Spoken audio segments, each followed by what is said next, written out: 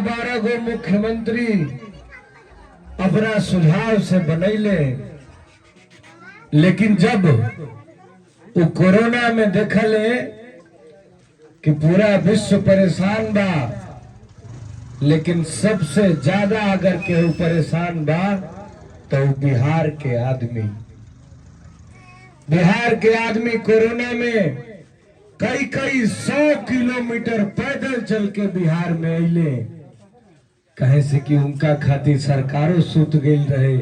बिहार के सरकार कोनो संज्ञान न, लोग पैदल आइल, बहुत बदहाली झेलल, बहुत कष्ट से वो कैसे बिहार के लोगन खातिर उस समय बीतल जो बिहार के लोग बाहर में रहत रहे। भैया प्रशांत किशोर जी के लागल कि हम बिहार के रहे वाला लड़का हैं, अगर बिहार ई बदहाली में बा, बिहार के नेता लोग जनता के शुद्ध नहीं खन लेत, तो हमारे कुछ करे के पड़ी। अगर भगवान उनका के लायक बनैलन माई सरस्वती के कृपा से, बड़ा बड़ा लोग के सलाह दिलन, लेकिन सब कुछ छोड़ छाड़ के पिछला 3 साल से बिहार में पैदल पैदल घूमतावन। कहतावन कि बिहार के जनता हनुमान है, हम जानवंत हैं। बिहार के जनता के उनकर शक्ति याद दिलावे आई बानी कि जागो लोग, अपना हक और अधिकार के पहचाना लोग। हमरा के इहे प्रशांत किशोर जी कह के भेजले बानी कि जा हमार आपन विधानसभा करगहर, तो आप विधानसभा करगहर से एगो लड़का निकल के पूरा देश के नजर बिहार के तरफ कर देले बाड़न। एकरा पहले चुनाव होत रहे खाली जात पर बात पर, लोग कुछो ना करे और लास्ट में आ जाए कि ए भैया हम तारा जात के हैं, हमरा के वोट दे दा। एकरा पहले यही पर चुनाव होत रहे, लेकिन प्रशांत किशोर जी के अइला के बाद अब चुनाव होता कि पलायन के रोकी। अब चुनाव होता कि जब 40 साल पहले भी बिहार सबसे गरीब राज्य रहे, आजो सबसे गरीब राज्य बा, एक गरीबी से निकाली के। अब चुनाव होता कि जब लड़का हमनी के बाहर जाके दिल्ली बंबई गुजरात में मार खाता वन, तो पलायन कैसे बंद हुई, कैसे हमनी के बिहार में रोजगार हुई। इतना दशक बाद, इतना साल बाद पहला बार बिहार में चुनाव असली मुद्दा पर हो रहा बा, जात पात पर नहीं खेल।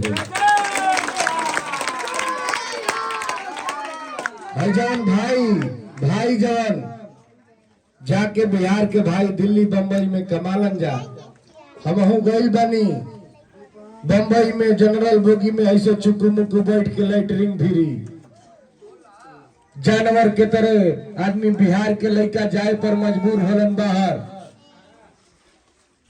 हम के बोला गई बा कि अरे बिहारी, एगो गाली के तरह बिहारी शब्द इस्तेमाल कई जाला। वो दुखवा झेलले बानी से जानत तानी। भैया लोग जे भी बाहर जाके कमात होई ओकरा से पूछी जा कि बिहारी शब्द गाली के तरह बोले से पहले पूछल जाला कि कौन जात हवा, पंडित जी हवा कि पासवान जी हवा, जादव जी हवा कि बाबू साहेब हवा। केहू पूछेला बिहारिया बोले से पहले? सबसे पहले जब ओइजा नइखे पूछल जात, बिहारी शब्द को गाली के तरह इस्तेमाल कल जाता भैया, तो एहिजा नेता लोग हमनी के बात के खाली आपन चानी काटता, खाली आपन। गरीब आज भी गरीब बा, वंचित आज भी वंचित बा, शोषित आज भी शोषित बा, लेकिन ओकर राजनीति करे वाला खरबपति कैसे हो गिलन? कैसे 400 करोड़ के जमीन खरीदता? बतावा लोग, बतावा लोग। गरीब वंचित शोषित ओइजे के ओइजे बा, लेकिन ओकर राजनीति करने वाला खरबपति कैसे भाई? हमनी के पैसा न लूट के हो, केकर पैसा? ऐसा नहीं थे कि जे टैक्स देवेला सरकार के उहे देवेला। भैया तू 5 रुपया के बिस्कुटो किनत हो ना तो ओहू पर सरकार के टैक्स देता हो। कुल पैसा हमनी के है। कैसे भैया तू एकरा पहले जब नेताजी लोग बाड़न जाओ ओकरा पहले एकदम कुछ नहीं किए तले का पता चला था कि 400 करोड़ के जमीन किना गई। पटना से निकला हाईवे के किनारे बड़का बड़का जमीन बाउंड्री मार के रखल बा, ओकर बेनामी संपत्ति बा नेताजी लोग के पते नहीं के चला था का। तो हमनी के आपस में बांट के तू हई हवत खाली ठेकेदार हो गई बड़ा सन नेता कि भाई हे जात के वोट हेतना इनका भी बात है उनका के ले लो, हे जात के वोट इनका हेतना इनका भी बात है इनका के ले लो, हो जात के वोट होतना उनका भी बात है उनका के ले लो। सब कोई मिल गई बस हो गई। खाली बुर्बक बना के बिहार के लोग की कौनो नेता जीत जाए। अब एगो काम के बात सुनी जाए, कौनो नेता जीत जाई हमहू जीत जाई तो घर के खर्चा चलावे ना आई। कौनो नेता जीती तो घर के खर्चा ना चलाई, घर के खर्चा के चलाई, घर के खर्चा रउआ चलाई। आई बच्चा बड़ हो जाई हसन तो एहनी के घर के खर्चा चलाई हसन। अब रउआ सबके हाथ में बा कि बच्चा बड़ा होके सबका धन दिल्ली बम्बई में जाके ये बच्चा सबका निहन दिल्ली बम्बई में जाके मजदूरी करके घर के खर्चा चलाओ, या फिर बिहार में ही बढ़िया शिक्षा रोजगार की व्यवस्था कही जाए, बढ़िया जगह जाके डॉक्टर इंजीनियर बन के घर के खर्चा चलाओ। ए भैया ए चाचा, अगर एक भी लड़का चाहे लड़की पढ़ गई, लड़का लड़की में अब कोनो फर्क नहीं खे, पहले के बात रहे। एक भी लड़का चाहे लड़की पढ़ लिख के आगे बढ़ गई, बढ़िया जगह पहुंच गई, डॉक्टर इंजीनियर बन गई तो पूरा परिवार के हाथ पकड़ के गरीबी और बदहाली से बाहर निकाल दी।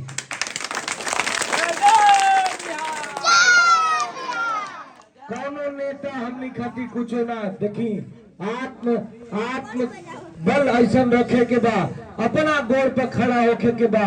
हमनी के ऐसा बिहार बनावल चाहता नहीं जा कि बिहारी केहू के आगे हाथ मत पसारो, ओकरा के इतना सक्षम खुद बना दिया, ओकरा के रोजगार दे दिया, बिहार में ही रोजगार रही।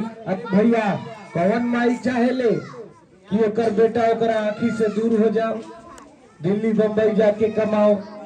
कौन लड़का चाहेला कि अपन मेहरारू बच्चा छोड़ के दिल्ली बम्बई चल जाओ, गुजरात चल जाओ, फरीदाबाद चल जाओ।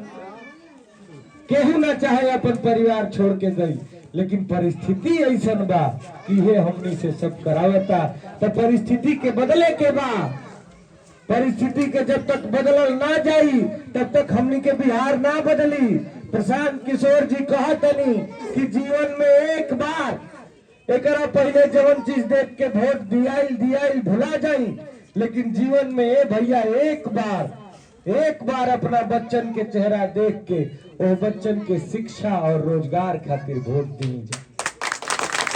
कम से कम एक बार शिक्षा रोजगार खातिर वोट दी जाए, कैसे कि बिना शिक्षा के कुछ नहीं के उहे एगो मात्र रास्ता बा जो हमनी के जिंदगी सुधारी।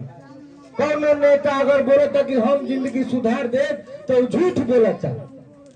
खाली रउआ अपन जिंदगी सुधार कर सकी ना जिंदगी में, वो एकमात्र रास्ता बा शिक्षा के रास्ता, और कोनो रास्ता नहीं के।